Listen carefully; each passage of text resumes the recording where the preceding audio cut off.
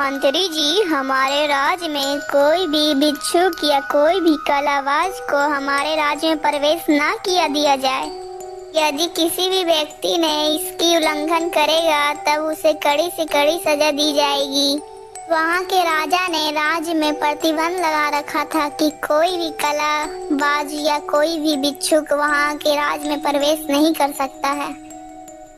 परंतु एक दिन की बात है कि एक कलाबाज उनके महल में घुस जाता है। कौन हो तुम और तुम्हारी इतनी हिम्मत कैसे हुई कि बिना मेरे इजाजत के तुम मेरे महल में प्रवेश कर जाओ?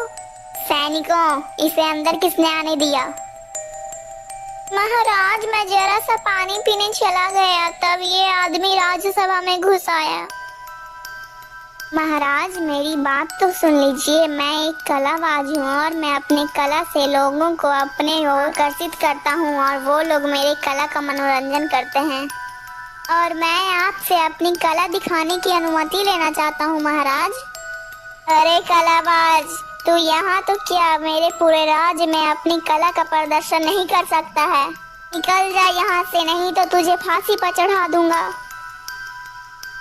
ठीक है महाराज, मैं यहाँ से चला जाऊंगा, लेकिन यहाँ से जाने से पहले मैं यहाँ एक अच्छा कार्य करके जाना चाहता हूँ महाराज। अरे ये कौन सा अच्छा कार्य है जो तू यहाँ करके जाना चाहता है? महाराज, आपके राज्य में आसमान में दो काले भैंसे लड़ रहे हैं और वो दो विशाल भैंसे लड़ते लड़ते आपके राज के ही पास आ रहे हैं।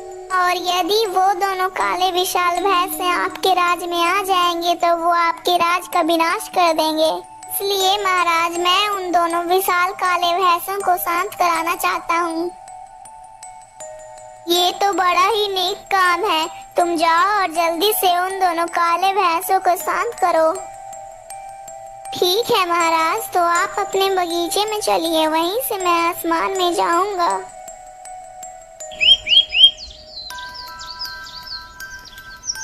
महाराज, मैं जा तो रहा हूँ, लेकिन मेरी पत्नी को कौन सुरक्षित रखेगा?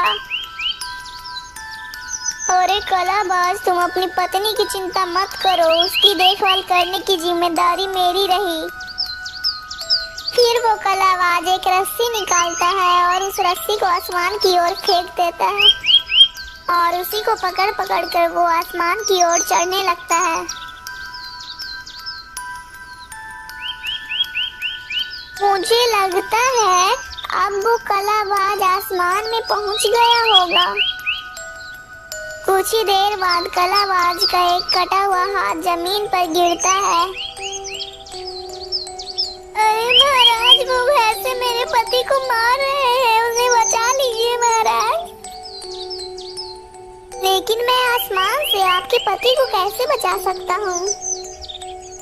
कुछ ही देर बाद उसका दूसरा हाथ भी जमीन पर गिरता है। इसी प्रकार से कलाबाज का पूरा शरीर टुकड़ों में कट कट कर जमीन पर गिर जाता है।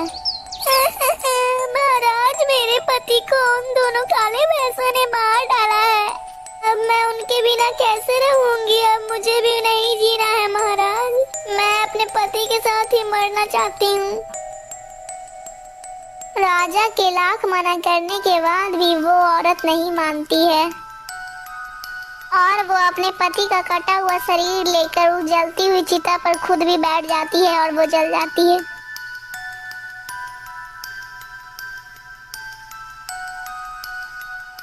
अरे ये क्या, इधर तो देखो जरा, वो कलाबाज तो नीचे उतर कर आ रहा है।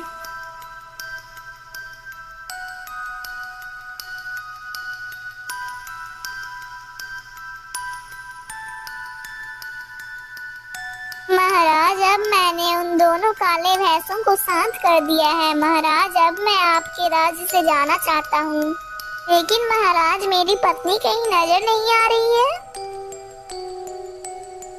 अरे तुम्हारी पत्नी तो सती हो चुकी है, क्योंकि तुम्हारा शरीर कट कट कर जमीन पर गिर रहा था। तो तुम्हारी पत्नी तुम्हारे शरीर के अंग को लेकर जलती हुई चिता पर बैठ गई और वो भी जलकर मर गई। लेकिन महाराज, मैं तो आपके सामने खड़ा हूँ, तो मैं मर कैसे सकता हूँ? आप मुझसे झूठ बोल रहे हैं महाराज। आप मेरे मेरे कलावाजिन को अपने ही घर में छुपा रखा है और मुझसे झूठ बोल रहे हैं कि मेरी पत्नी मर चुकी है।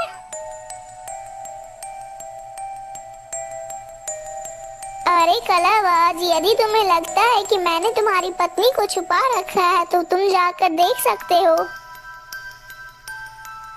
तो ठीक है महाराज, मैं अभी अपनी पत्नी को बुलाता हूँ।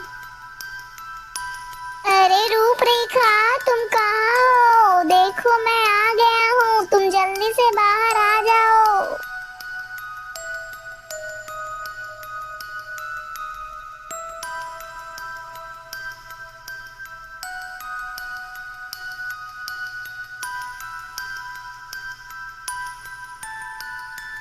अरे हाँ हाँ, ये तो कलाबाजी नहीं है, मुझे तो अपनी आंखों पर यकीन ही नहीं हो रहा। अरे ये क्या, ये तो सचमुच की ही कलाबाजी है, परंतु ये तो जीवित है।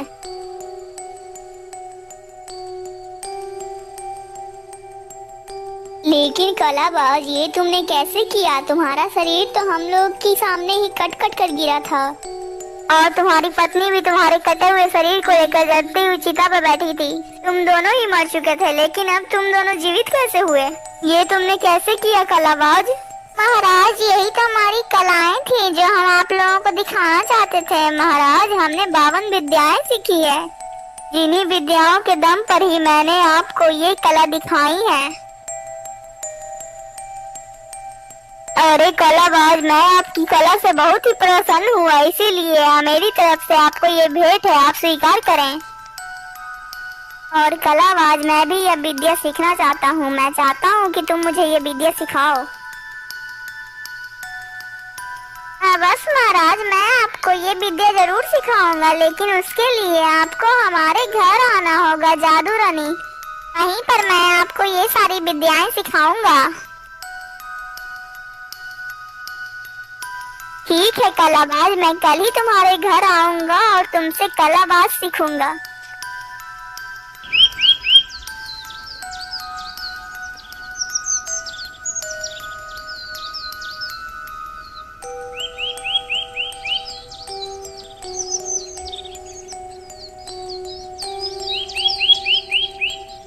अच्छा महारानी जी, मैं चलता हूँ, मुझे जल्दी से वो सारी विद्याएं सीखनी है।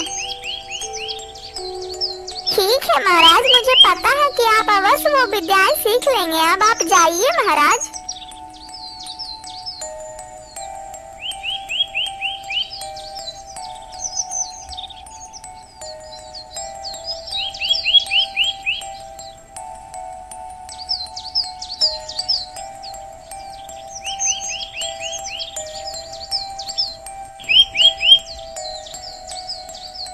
ये महाराज, आपका स्वागत है। लेकिन महाराज, आप ये किसे लेकर आए हैं?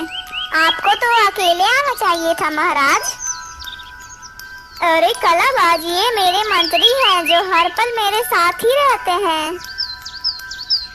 लेकिन महाराज, मैं जहां आपको विद्या सिखाऊंगा वहां मेरे और आपके अलावा तीसरा कोई और नहीं होना चाहिए। ठीक है, तो हमारे मंत्री जी बाहर ही प्रतीक्षा करेंगे। दोस्तों, ये कहानी यहीं तक थी। इसका पार्ट 2 देखने के लिए हमारे चैनल में जरूर आइएगा। और दोस्तों, इस कहानी से आपको क्या शिक्षा मिली कमेंट में जरूर बताइएगा। दोस्तों, अगर आपको ये वीडियो अच्छी लगी तो प्लीज़ वीडियो को लाइक करके चैनल को सब्सक्राइब कर दीजिएगा।